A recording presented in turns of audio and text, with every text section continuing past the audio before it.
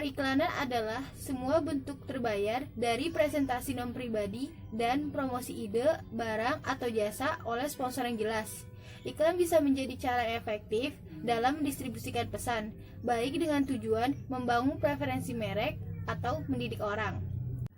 Dalam mengembangkan program iklan, manajer pemasaran harus memulai dengan mengidentifikasi pasar sasaran dan motif pembeli. Lalu, mereka dapat menggunakan 5 keputusan utama yang biasa dikenal dengan 5M.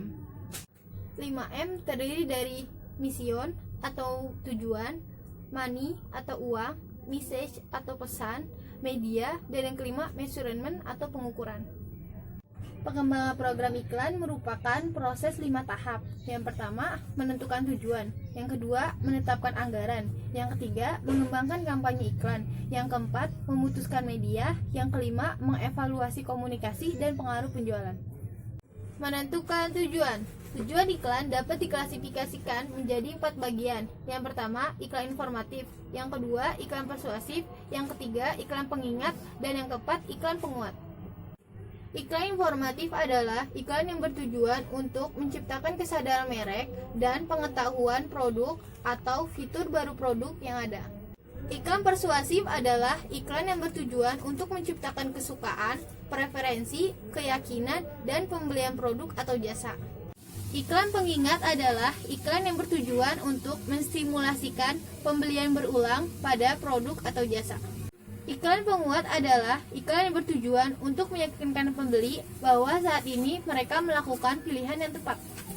Memutuskan anggaran nilai. Faktor-faktor yang mempengaruhi keputusan anggaran. Yang pertama, tahap dalam siklus hidup produk. Yang kedua, pangsa pasar dan basis konsumen. Yang ketiga, persaingan dan kerumunan. Yang keempat, frekuensi iklan. Dan yang kelima, kemampuan penggantian produk.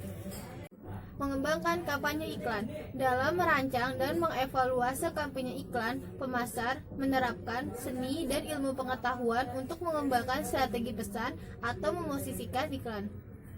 Pengiklan menempuh 3 tahapan. Yang pertama, pembentukan dan evaluasi pesan. Yang kedua, pengembangan kreatif dan pelaksanaan. Yang ketiga, tanggung jawab sosial. Memilih media. Setelah memilih pesan, tugas pengiklan selanjutnya adalah menentukan media yang akan membawanya.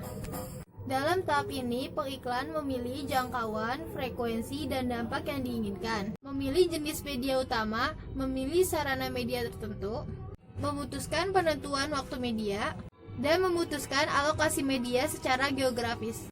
Lalu pemasar mengevaluasi hasil keputusan ini. Mengevaluasi komunikasi dan pengaruh penjualan.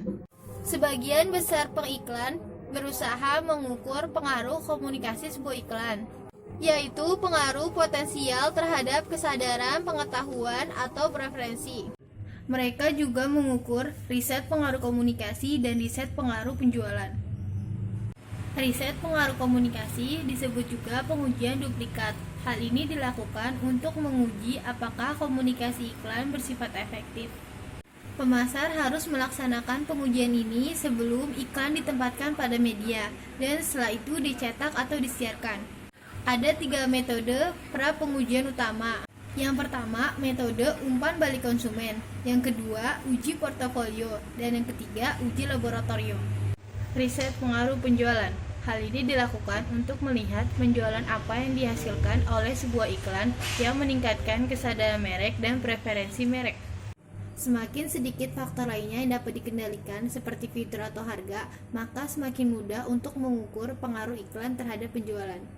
Dampak penjualan paling mudah diukur dalam situasi penjualan langsung, dan paling sulit dalam hal iklan pembangunan merek.